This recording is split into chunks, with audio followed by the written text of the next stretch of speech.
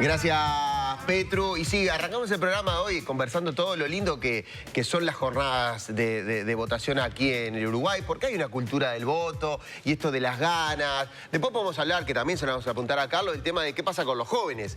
A ver si tienen esas ganas que tenemos nosotros, ya por ejemplo en mi caso, pisando los 40 y ni que hablar la gente más grande que por ejemplo vivió la época de dictadura. Pero bueno, para conversar un poquito con Carlos, queremos saber ¿cuándo se formó este actual sistema de votación que estamos viviendo en el 2024? Bienvenido, Carlos. Bienvenido. Bueno, muchas gracias por la invitación. Buenos días.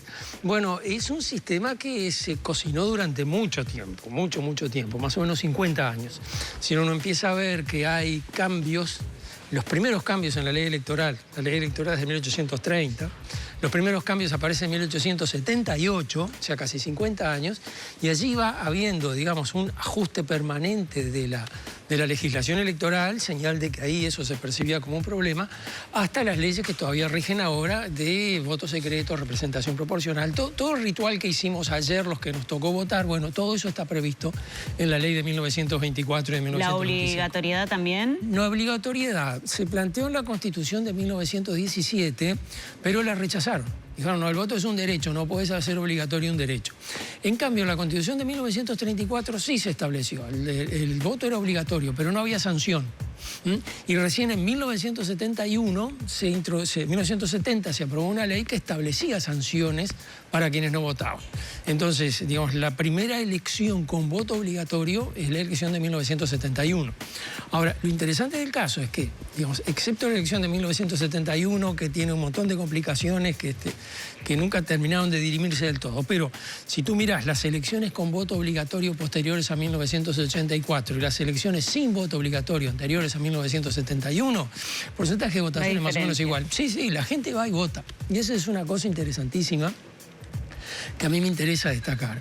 Y es que el sistema electoral construye al ciudadano de una manera muy fuerte y el ciudadano se siente involucrado en eso. Entonces, yo cada vez que me hablan de cambios en el sistema electoral, tiemblo.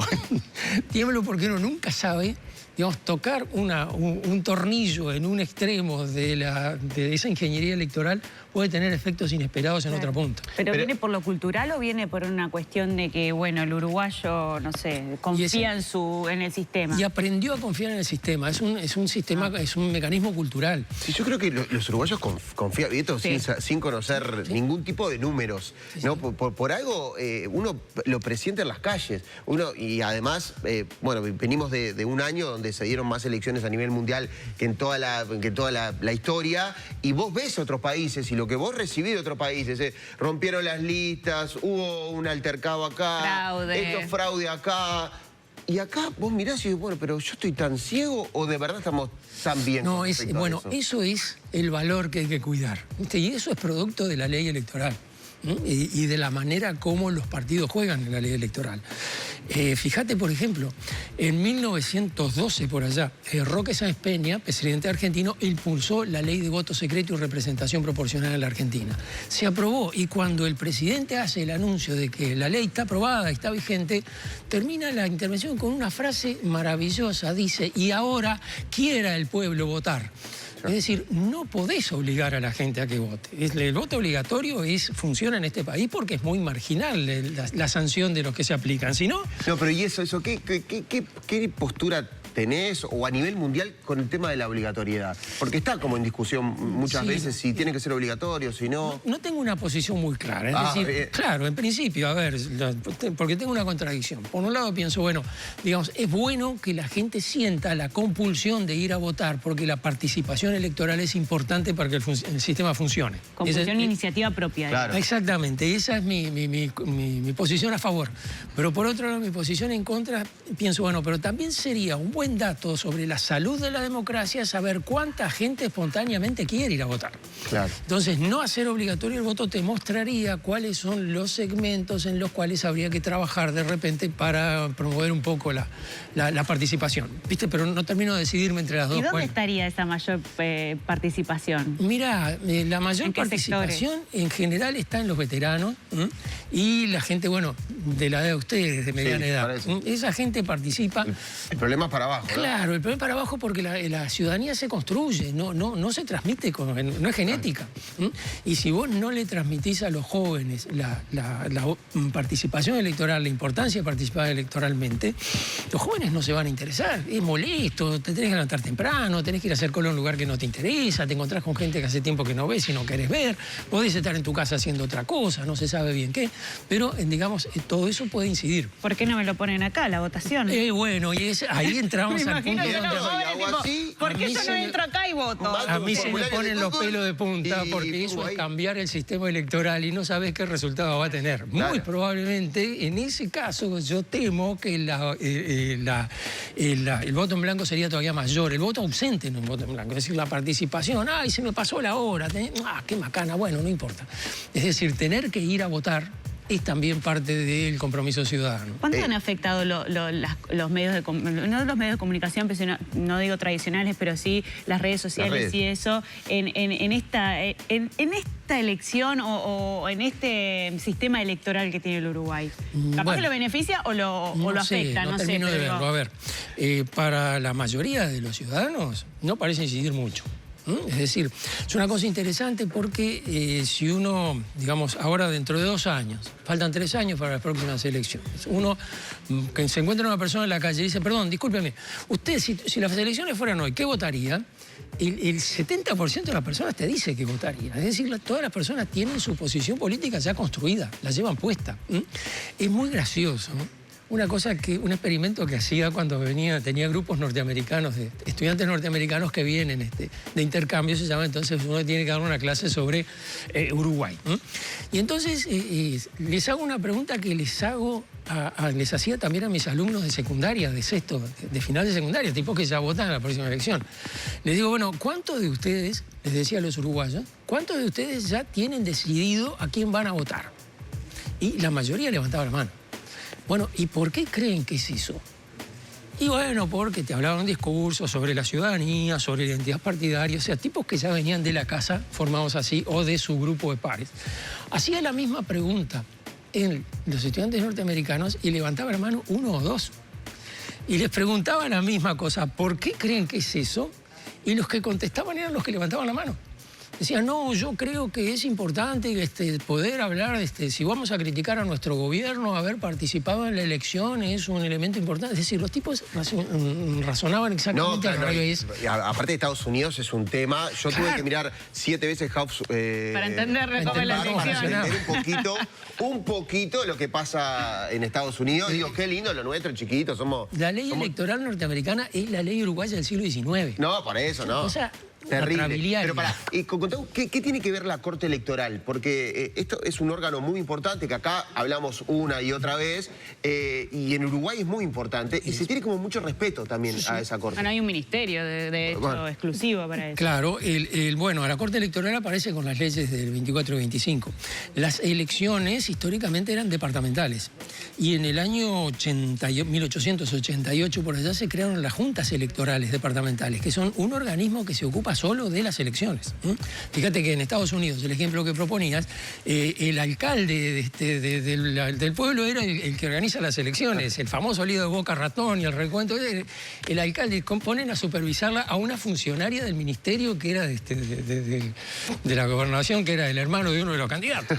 Entonces, eso, digamos, acá con las juntas electorales queda, digamos, se empieza, porque no fue tan fácil, se empieza a resolver. Ahora, la Corte Electoral aparece después y es un organismo que está por encima de todos y es que supervisa a nivel nacional todo lo que tiene que ver con la elección. Es decir, la Corte Electoral es la última palabra en materia electoral, en cualquier lugar y en cualquier problema. Es una circunscripción judicial específica para las elecciones. Y es importantísimo porque vos ves que es muy confiable, muy técnica. A veces las explicaciones de la gente de la Corte Electoral te cuesta entender porque están hablando de cosas que no terminás de darte cuenta cuáles son. Bueno, pero para la Corte Electoral es cotidiana. Y además de eso resuelve problemas que serían complejos. Bueno, ¿a quién le corresponde la banca cuando 2 listas hicieron un acuerdo y ahora hay una y la otra y los votos observados? Bueno, esas cosas las resuelve la Corte Electoral y siempre con un fundamento técnico a su lado.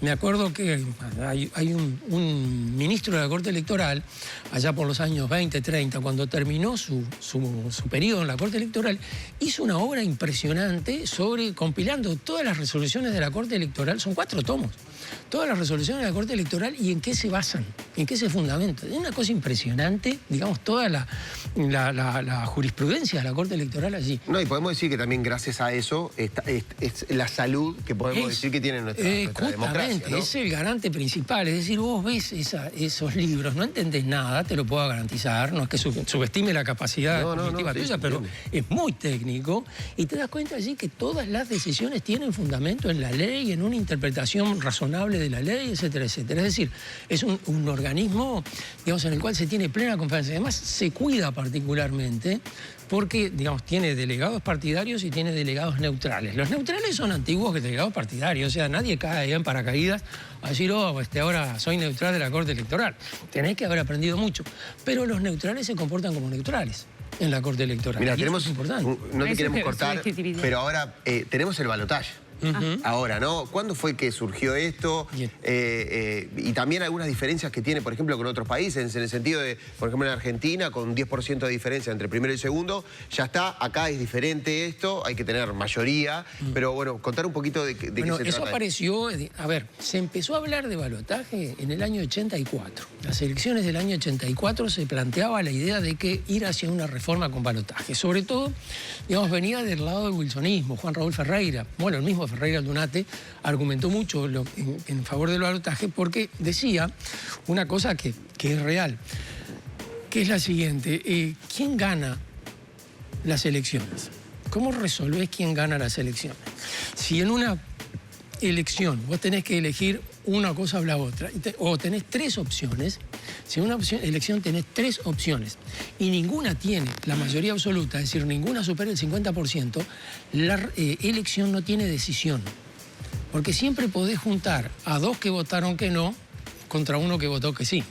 Es decir, para dar un caso, Frente Amplio, Partido Colorado, Partido Nacional. Bueno, ganó el Partido Colorado con el 35% de los votos. Macanudo, pero los otros 2 suman mucho más votos. Si los que te dijeron que no son mucho más. Pero ¿y en qué soluciona el balotaje? Bueno, el que soluciona el balotaje es que reduce eso solo a 2. Eso no tiene solución. Lo único que resuelve es la ley. También la gobernabilidad viene también en la primera elección. Claro. Además, porque la gobernabilidad es política y es permanente. Vos tenés que negociar siempre con tu adversario. Nunca podés decir, bueno, nosotros perdimos la elección, le tiramos todo por la cabeza. Eso no ocurre. Nunca ocurrió. Entonces, digamos, yo no entendía muy bien, digamos, el tema del balotaje, salvo si lo mirabas a partir de un análisis del campo político del momento que se produjo. Ok, ¿y hoy cómo sería el campo político? Y hoy el campo político cambió radicalmente, que esa es una cosa de lo que les decía recién, de que uno toca una punta del sistema electoral y se remueven todas las otras. Claro. Pero antes eran muchísimo más parejos los porcentajes, ¿no? Y uno ve ahora y quizás piensa y dice, bueno, la gente, y hablábamos un poco de esto, ¿no? La gente eligió. O sea, por lo menos la gran mayoría de la gente elige algo. ¿Qué pasa esto que tienen que volver a elegir? Bien, como la ley electoral es la que configura el comportamiento del ciudadano, vos tenés que hacer lo que la ley dice. Cuando vos tenías 3 partidos y se jugaba la elección en la primera vuelta, esos 3 partidos eran relativamente parejos. Y fíjate que la elección de 1994, que fue la última que se hizo sin balotaje, hubo 3 puntos, 2 puntos de diferencia entre el primero y el tercero. Claro. Fue un empate prácticamente. Ahora, cuando aparece el balotaje, ya la gente piensa de otra manera. Primero voto a mis senadores y diputados y después voto al que se me canta, porque como es el ciudadano es muy independiente. El ciudadano es muy independiente. Nadie tiene el voto abajo del brazo. Nadie lo tiene atado, digamos. Todo el mundo tiene que pelear cada voto. Entonces, digamos, si se pensaba que sumando la votación de los partidos tradicionales, ya con eso sumábamos un balotaje apabullante, no ocurrió, nunca ocurrió. Si pensábamos que el tercer partido, el Frente Amplio, iba a tener que repartirse o tener que negociar y con eso cuestionar su propia identidad por tener que volver a apoyar, nunca ocurrió. El Frente Amplio entró segundo en el primer balotaje que hubo, perdió el primer balotaje, pero tuvo más votos que en la primera vuelta. Y uno dice, en ese primer balotaje que ganó el doctor Jorge Valle, más o menos el número de votos de Jorge Valle era el número de votos de los blancos más el número de votos colorados de la primera vuelta, más o menos. Pero fíjate que blancos más colorados apenas superaron el 50%. Para que tengas idea, blancos más colorados en la elección anterior habían sido más del 60%. Históricamente, blancos más colorados eran más del 90%. Pero además esto tuvo otros efectos extraños. Por ejemplo, separó las elecciones municipales de las elecciones nacionales. Entonces, hoy, por ejemplo, ganó el Frente Amplio en San José. Claro. En las elecciones municipales difícilmente gane. Yo sé que nos van a matar porque hay poco tiempo. Pero me interesa ver el mapa político hoy del Uruguay, cuando el Uruguay es muy tradicional y vos mirabas en los mapas políticos y de repente veías cómo se pintaba de diferentes colores ciertas zonas del país. Hoy por hoy eso también ha cambiado muchísimo. Sí. Claro, porque, digamos, uno veía históricamente, bueno, hay toda una franja, la L famosa, desde Salto hasta Rocha, que cuando ganan los colorados, ganaban los ballistas la 15, y cuando ganaban los blancos independientes.